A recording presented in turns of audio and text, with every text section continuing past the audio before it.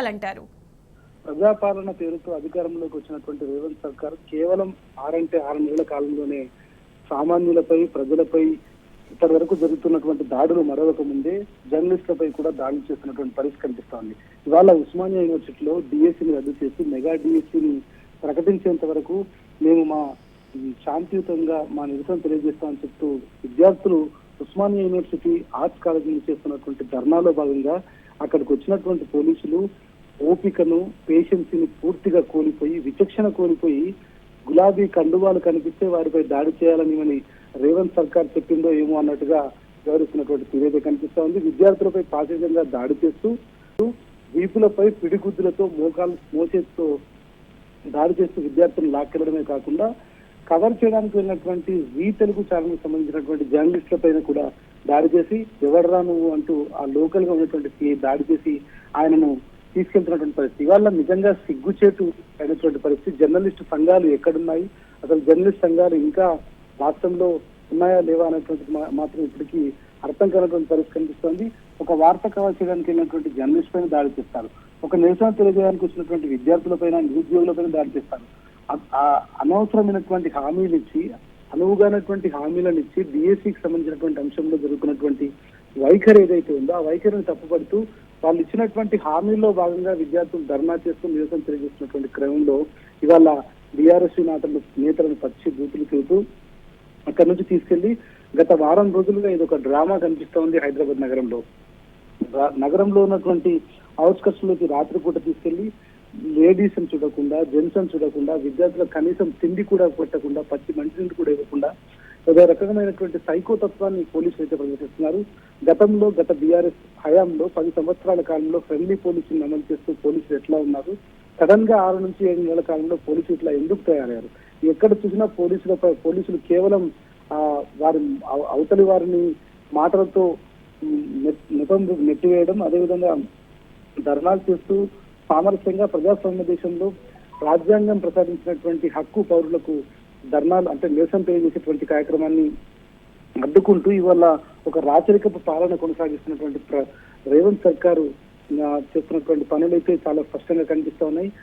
Arts college సాక్షిగా గతంలో 10 సంవత్సరాల కాలంలో రాష్ట్రం సాధించడానికి బీఆర్ఎస్ నేతృత్వంలో, అప్పటి టీఆర్ఎస్ నేతృత్వంలో మాజీ ముఖ్యమంత్రి కేసీఆర్ ఆధ్వర్యంలో చేసినటువంటి అనేక ధర్నాల తర్వాత ఉస్మానియా వేదికగా విద్యార్థులు చేసినటువంటి ఏవైతే చేసినటువంటి ఉద్యమాలు ఉన్నాయో ఆ ఉద్యమాలన్నీ కూడా ఢిల్లీని కదిలించే వరకు వెళ్లి ఢిల్లీ పీఠాలను కదిలించి తెలంగాణ తీసుకొచ్చినటువంటి పరిస్థితి.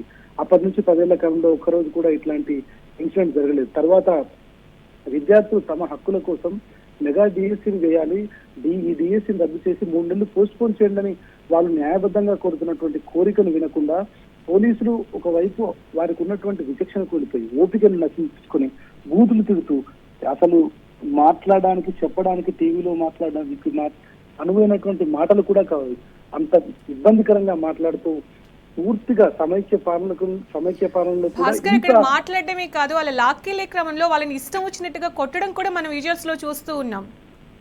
పిడిగుద్దులు గుద్దడమే కాకుండా వీపు పైన అక్కడ ఉన్నటువంటి ఆర్ట్స్ కాలేజ్ ముందు ఉన్నటువంటి ఏదైతే ఆ డివైడర్ ఉందో ఆ డివైడర్ మీద కూర్చోబెట్టి 4 పోలీసులు విచక్షణ రహితంగా దాడి చేస్తున్నటువంటి పరిస్థితి.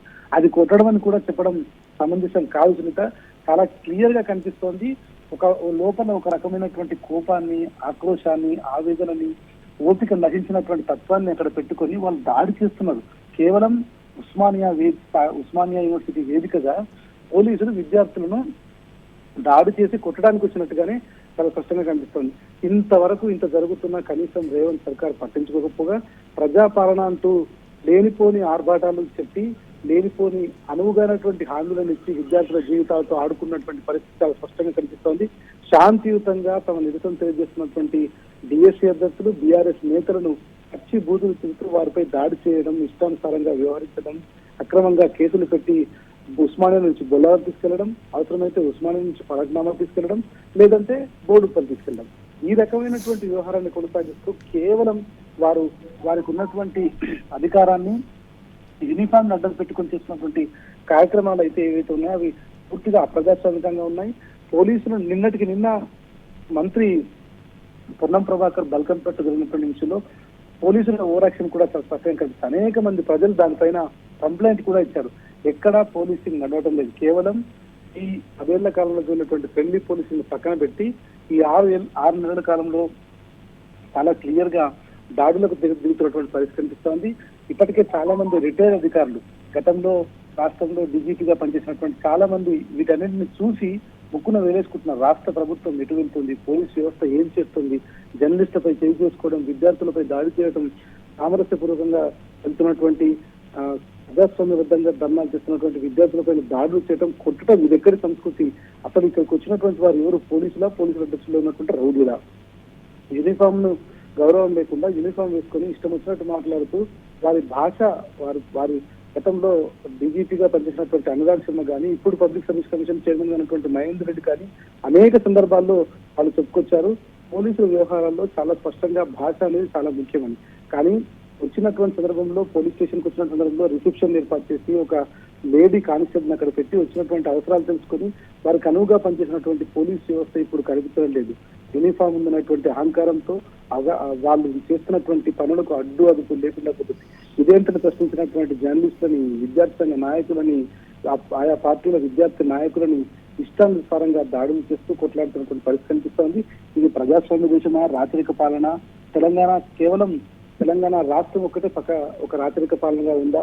మరి భారతదేశంలో భారత రాజ్యాంగంలో అంతర్భాగం కాదనేటువంటిది పరిపాలిస్తున్నటువంటి నాయకులు, ఇప్పుడు ఉన్నటువంటి పదవుల్లో ఉన్నటువంటి మంత్రులు వాళ్ళు చెప్పాల్సిన అవసరం ఉంది. ఇన్ని రోజులుగా ధర్నాలు చేస్తున్నా, దీక్షలు చేస్తున్నా, కేవలం వాటిని ఉస్మానియా వరకే పరిమితం చేస్తున్నామని చెప్తూ పోలీసులతో అంతివేసేటువంటి ప్రక్రియ కొనసాగుతుంది. విద్యార్థి సంఘాలు అయితే దీనిపైన చాలా సీరియస్ గా ఉన్నాయి.